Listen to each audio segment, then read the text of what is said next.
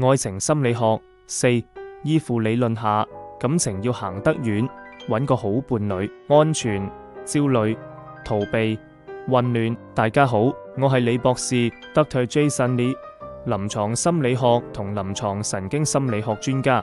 今日我會同大家講解依附理論嘅下半部分，探討唔同嘅依附類型同佢哋點樣影響我哋嘅親密關係。第三種依附類型叫做逃避型依附，又叫迴避型依戀 （Avoidant Attachment）。呢啲小朋友喺成長過程中會有啲咩特徵呢？例如佢哋喺一個房間入面，就算媽媽喺身邊，佢哋都唔會好積極咁探索周圍嘅環境，俾人嘅感覺好似比較冷漠，對周邊嘅事唔太在乎。如果媽媽離開咗房間，佢哋嘅反應都好平淡，你唔會見到佢哋有明顯嘅壓力或者不安。等到媽媽返嚟時，佢哋一樣冇咩特別反應。有人可能會覺得咁樣好似幾好，話佢哋好佛系、好平靜，但其實呢種冷漠係反映咗佢哋喺情感上傾向同人保持距離。第四種依附類型係混亂型依附 （Disorganized Attachment）。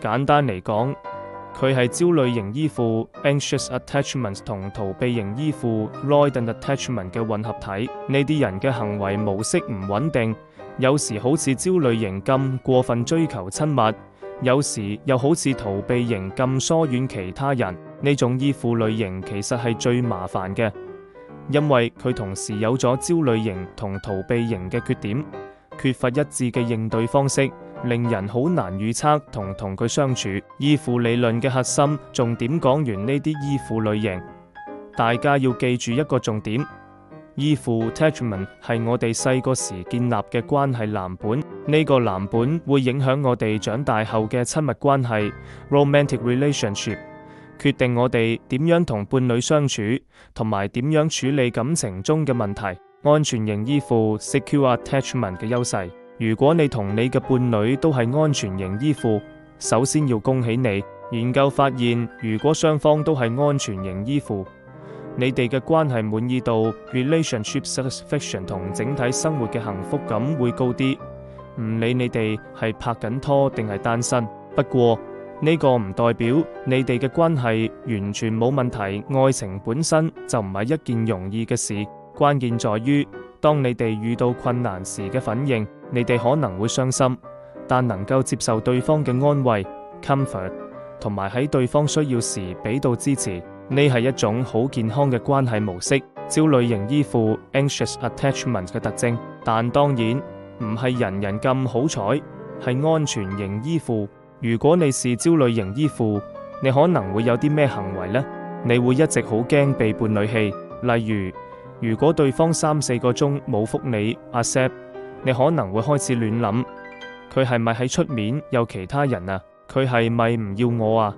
呢啲諗法會不斷困擾你，尤其喺女性入面有一個比較明顯嘅特徵，佢哋可能會試圖用性去挽回關係，因為對佢哋嚟講，關係隨時可能失去，佢哋會用各種方法維持關係，而性就係佢哋工具箱入面嘅一種手段。但呢樣嘢對關係好唔利，因為性係感情中好重要嘅一部分，如果被當成工具用，會帶來負面嘅心理影響。對佢哋嚟講，呢可能係一個無奈嘅結局。逃避型依附 avoidant attachment 嘅特徵，咁逃避型依附嘅人呢，佢哋唔會好似焦慮型咁拼命追求對方，反而喺關係中顯得疏離。佢哋覺得自己好難理解其他人，也覺得其他人好難理解佢哋。當關係有問題時，佢哋傾向係逃避，而唔係正面解決。焦慮型同逃避型嘅奇妙配對。有趣嘅係，焦慮型依附同逃避型依附嘅人好多時會成為一對。點解呢？因為佢哋嘅性格好似一粒一突，一個不停咁走，一個不停咁追，但其實兩人喺關係中都未必感到滿足。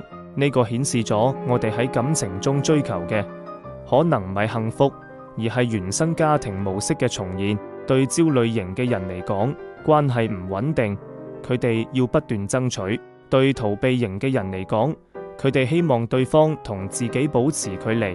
於是就形成咗一個願打一個願挨嘅局面。今天我們簡單認識了不同的依附類型 attachment style， 佢哋嘅成因同背後嘅心理學背景。你可能會問，如果我唔係安全型依附，點算好？好消息係，研究發現你係可以改變嘅。其中一個方法係同一個安全型依附嘅人建立穩定嘅戀愛關係。呢啲伴侶有機會影響你嘅關係模式，令你逐漸變得更似安全型依附。呢個就好似大腦嘅重塑。雖然你原本嘅關係藍本係固定嘅，但如果遇到一個好嘅伴侶，長遠嚟講，你嘅藍本可能會被改寫。